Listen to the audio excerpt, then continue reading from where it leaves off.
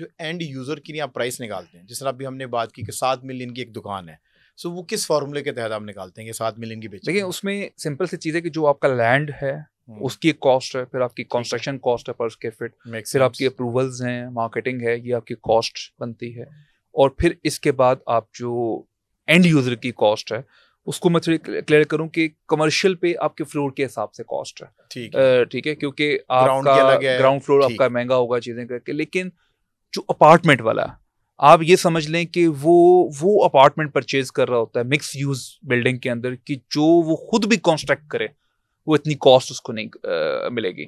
और जो अगर मैं इंडिविजुअली उतने एरिया की प्रॉपर्टी बनाऊंगा तो मुझे वो कॉस्ट नहीं मिलेगी, आपको वो प्राइस नहीं मिलेगी ना, क्योंकि मैं सिंगल यूनिट बना रहा हूँ। एग्जैक्टली आप जो घर की बना रहे हैं वो कभी भी नहीं हो सकता कि घर के अंदर आप जो कंक्रीट है उस पीएसआई की यूज करें जो हाई राइज में यूज हो रही है, और आप स्टील उस तरह का यूज करें जो ग्रेड का जो हाई राइज में यूज हो रहा है।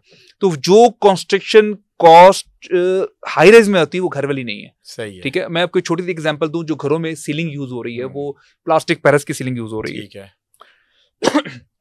अब वो प्लास्टिक पेरिस की जो सीलिंग है वो आपकी हाई राइज में रिकमेंडेड ही नहीं है, वो जिप्सम की सीलिंग है। प्लास्टिक पेरिस की सीलिंग 80 रुपए स्क्वायर फीट है, जो जिप्सम की सीलिंग है वो 380 रुपए स्क्वायर फीट है। ठीक है, तो आपका जो इंटरनेशनली जो एक स्टैंडर्ड है, तो मैंने एक एग्जांपल दी, इस तरह की कई चीजें हैं। तो जो आयरन स्ट्रक्चर होता होगा उसके अंदर वो भी बड़ा एक्जेक्टली वही है। फिर उसके बाद आपका घर में कोई फायर फाइटिंग सिस्टम नहीं लग रहा, क्योंकि मेरा अगर फर्स्ट पे वो मेरा फ्लैट है तो ऊपर अगर 4 माले और हैं तो उसका वजन भी तो मेरी छत नहीं उठाना है। एक्जेक्टली तो जो लेंटर की वो होगी क्वालिटी वो मेरे घर वाली क्वालिटी मेन जो वेट आपका वो बेसिकली आपकी फाउंडेशन है, वो फाउंडेशन ने उठाना है, वो उन स्लैब्स ने नहीं उठाना, आपके कॉलम्स ने उठाना होता है। कभी भी जो स्लैब होती है लेंटर होता है उसने वेट नहीं उठाना होता। जिस लेवल का ये हाई राइज बिल्डिंग लगाती होगी, देखिए मैं ये कह रहा हूँ कि आपकी कभी भी जो कॉस्ट है वो नहीं बनती। अब हम आज प्री लॉन्च फेज में, जो लोग प्री लॉन्च फेज के अंदर इन्वेस्ट करते हैं, आप यकीन करें कि वो बिल्डर को भी वो कॉस्ट नहीं पड़ती जिसपे वो सेल कर रहा होता। हमारा एक प्रोजेक्ट था जिसके ऊपर हमने